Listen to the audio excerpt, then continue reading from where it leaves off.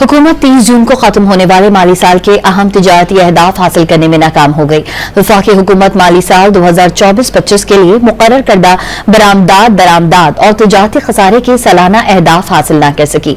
गुज़िश्ता माली साल बरामदात हुकूमती हदफ से कम जबकि दरामदात और तिजारती खसारा ज्यादा रहा।